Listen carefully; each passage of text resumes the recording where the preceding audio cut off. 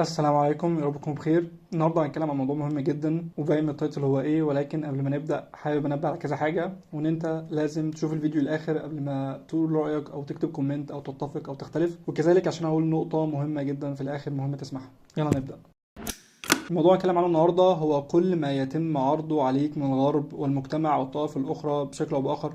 كونك شخص مسلم، ما موقفك تجاه الامور دي كلها؟ وهناخد الكريسماس كمثال بشكل خاص للنقطه دي. نرد على سؤال الفيديو، هو هل ينفع نحتفل بالكريسماس باي شكل من الاشكال؟ سواء انك تنزل على قهوه مع اصحابك بنيه الاحتفال، او انك تجيب شجره في البيت بنيه الاحتفال. فالامر ده لا يجوز اطلاقا، يعني لا يجوز اطلاقا، ولان اليوم ده في اعتقادهم هو يوم مولد الاله، او هو الاله المجسد، او ايا كان بيسموه ايه. فده منافي لعقيدتك انت كمسلم، وده من الشرك بالله سبحانه وتعالى. قل هو الله احد الله الصمد لم يلد ولم يولد ولم يكن له كفوا احد، فده من البديهي. والفكره كمان في طوائف من النصارى ما بيحتفلوش باليوم ده، فانت اولى بالفعل ده والله يعني. ف الله المستعان يعني. تصنيف الأشخاص في الأمور زي دي اللي هي كل ما يتم عرضه عليك من الغرب والمجتمع والطوائف الأخرى لثلاث أصناف، ولكن قبل ما أتكلم عنهم حابب أذكرك بشيء معين، وهي يعني إيه كونك شخص مسلم.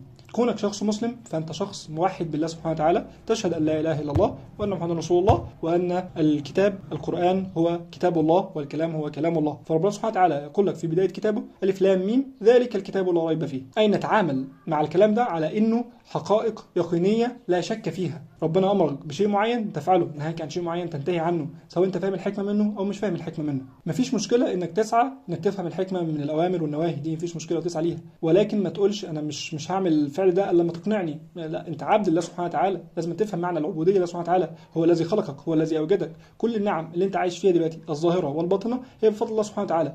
لا حول لك ولا قوه الا بالله سبحانه وتعالى اطلاقا. الموبايل اللي تتفرج عليه منه، المكان اللي انت فيها، الدراسه، الشغل، العربيه، الفيلا، القصر اللي انت عايش فيه، ده بفضل الله سبحانه وتعالى. انت لا شيء بدون الله سبحانه وتعالى، لا حول لك ولا قوه الا بالله سبحانه وتعالى. فلازم تكون مدرك النقطه دي. انت مفيش مشكله انك تسعى انك تفهم الحكمه من وراء الاوامر والنواهي، مفيش مشكله. في ممكن تكون حكم او امور بتحصل لك وانت مش فاهم الحكمه منها ايه دلوقتي، ولكن بعد سنه سنتين بتقول فعلا يعني انا كنت فاهم وادركت حكمه معينه. ولكن في امور انت مش هتدرك حكمتها خالص، لان انت عقلك قاصر امام حكمه ربنا سبحانه وتعالى. فلازم تدرك النقطه دي. فاي امر بيتم عرضه عليك كمسلم بتشوف الاول هل ده بيناسب معتقداتي وقيمي كمسلم ولا لا. مش بتقبله على طول، لازم تلبس نظاره الشرع الاول وتشوف هل الكلام ده او الفعل ده او الاحتفال ده مناسب لقيمي ومعتقداتي ولا لا.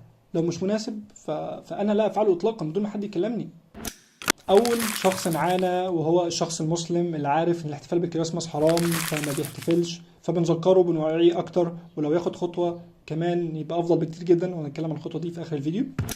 تاني صنف معانا وهو شخص مسلم برضو الحمد لله، ولكن مش فارق معاه. يلا نازلين قشطه، مش نازلين خلاص، هنحتفل السنه دي قشطه، مش هنحتفل خلاص مش مهم، انا اقعد في البيت مثلا يعني. فالدين مش مديله المكانه الحقيقيه في حياته، وده برضو انا ما عنديش مشكله معاه، والفيديو ده معمول عشانه، عشان اذكره يعني ايه يكون مسلم. فكره لازما الدين ياخد موقعه الحقيقي في حياتك. الدين هو المعيار اللي بيدور حواليه كل حاجه في حياتك، شغلك، دراستك، عبادتك. كل ان صلاتي ونسكي ومحياي ومماتي لله رب العالمين. كل حاجه في حياتك لله سبحانه وتعالى. لازما الدين ياخد موقعه الاساسي في حياتك، ان كل حاجه بتدور حواليه. ما ينفعش اقبل اي حاجه بتجيلي واعملها على طول، لازما ابص لها من منظور الشرع. هل الفعل ده بيتناسب مع قيمي ومبادئي ومعتقداتي كمسلم ولا لا؟ لو بيناسب قشطه، مش بيناسب خلاص. وان انت تدي للدين موقعه الحقيقي في حياتك، وان هو لازم يكون المعيار اللي تمشي بيه في حياتك. الشغل ده حلال ولا حرام؟ مفيش حاجه اسمها صح وغلط، في حلال وحرام. تمام، انت كمسلم بتعمل هذا الاساس. في حلال، الشغل ده حلال خلاص اشتغله، حرام خلاص مش هشتغله. ده البديهي جدا. لازم تدرك الامور دي كلها،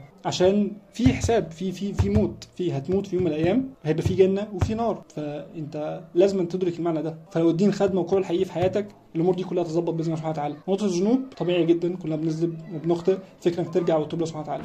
ثالث صنف معانا وهو المسلم الكيوت، وده اللي انا عندي معاه مشكله حقيقيه جدا. فكره ان اقول له ما ينفعش تحتفل بالكريسماس عشان هو في شرك الله سبحانه وتعالى ومضاد لعقيدتك ومبادئك كمسلم. يقول لك سيب كل واحد حر، كل واحد حر، سيب كل واحد في حاله. انت فاهم مفهوم الحريه غلط، ولكن تقول له ما ينفعش تتقبل الشذوذ باي شكل من الاشكال، وان في نص شرعي صريح في القران بيحرم الفعل ده، وان في قوم اهلكوا بسبب الفعل ده. يقول لك بطاطا تخلف بقى ورجعيه وعدائيه وتقبلوا اخر يا اولاد ده موقف حصل معايا بالمناسبه يعني، بس الله المستعان. اول حاجه مفهوم الحريه انت فاهمه غلط. انا ما عنديش مشكله في مفهوم الحريه، كل واحد حر يعمل اللي هو عايزه، مفيش مشكله ما دام هو بعيد عن الدين. ولكن تيجي عند الشرع والدين تقف يعني، ما ينفع، ما انت عندكش راي اصلا، ما ينفعش تقول رايك، ما انت ما عندكش رايك تقوله في ماتش كوره او ايا كان الامر ده. ولكن الدين بتقف عنده ان انت عبد الله سبحانه وتعالى. لو فاهم معنى العبوديه مش هتقول الكلام اللي انت بتقوله ده، تمام؟ انت عبد الله سبحانه وتعالى، انت ما تفرضش على اي حاجه انا مش متقبلها معايا دين. زي مثلا الغرب بيفرضوا نقطه الشذوذ دي في الكوره، شراء الكابتن، رباط الكوتش بتاع اللعيبه، الميديا عامه، البرامج اللي احنا شغالين عليها بيدعموا الشذوذ بشكل او باخر.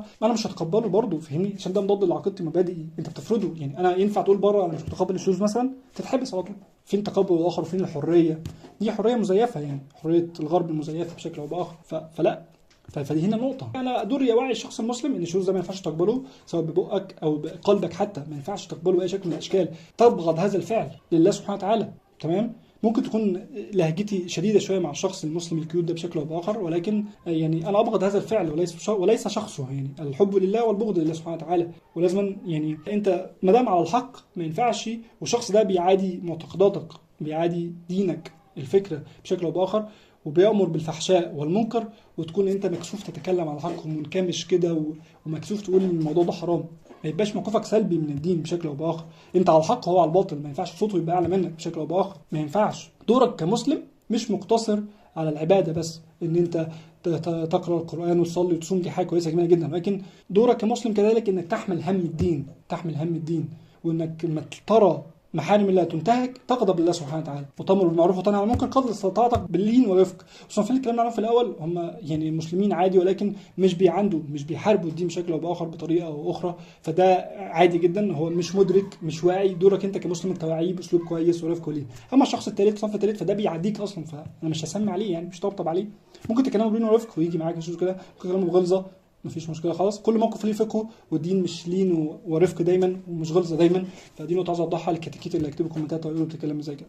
فما علينا، نرجع للموضوع الاهم، وهو ان انت كمسلم ما ينفعش تكون موقفك سلبي تجاه الدين. يعني بتتكسف من امر بالمعروف والنهي عن المنكر. يعني مثال بسيط، تركب مواصلات دايما لما تلاقي السواق مشغل اغاني يقول لك في الاغاني عشان حرام، انا مش بسمع اغاني عشان الاغاني حرام، بس ما رضيش يقفلها، انزل بس. ده دورك وبس كده، ما تتكسفش. هو على الباطل وبيجهر بيه، فانت هتتكسف من الحق ليه؟ بس ده دورك قدر استطاعتك وبس. تجهر بالطاعه بشكل او باخر.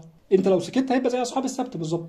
القوم اهلكوا عشان ما كانش بينهوا عن المنكر. القوم اللي نجوا منهم بس هو الناس اللي كانت بتامر بالمعروف. فده دورك، ما تتكسفش من قول الحق. يعني هو على الباطل وانت على الحق. ما ينفعش هو يكون بيجهر زي الغرب مثلا، موضوع الشذوذ ده بيدعو بكل شتى انواع الوسائل عشان يفرضوا عليك الشذوذ بشكل او باخر، ويبذلوا قصار جهدهم، وانت تكون مكسوف تقول ان ده حرام. الله المستعان. والله ده دورك كمسلم، ده البيزك، ده اقل حاجه ممكن تعملها للدين سبحانه وتعالى قدر استطاعتك. اسف على الاطاله، ولكن الموضوع مهم جدا وكان لازم اوضح كذا نقطه دي. والله المستعان يعني. سبحانك اللهم وبحمدك، نشهد ان لا اله الا انت، نستغفرك ونتوب اليك. بسم الله الرحمن الرحيم. والعصر ان الانسان في خسر الا الذين امنوا وعملوا الصالحات يتواصوا بالحق يتواصوا بالصبر. سلام. الحاجة الأخيرة اللي أنا نسيت أذكرها في الفيديو هي أول حاجة شكرا ليك إنك كملت الفيديو للآخر. تاني حاجة، قبل ما تكتب كومنت اكتب 3 نقط وبعدين انزل سطر واكتب الكومنت بتاعك أو اختلف معايا عادي، مفيش مشكلة مادام أنت شفت الفيديو للآخر. فدي علامة بس إن أنت شفت الفيديو للآخر، عشان في ناس من أول ثانية في الفيديو بيبدأوا يعترضوا وينتقدوا مجرد النقد، فالناس دي مش هديها أهمية ومش هقرا الكومنتات بتاعتها مادام مفيش العلامة دي يعني. بس فده الأمر المهم يعني. بس شكرا ليك. سلام.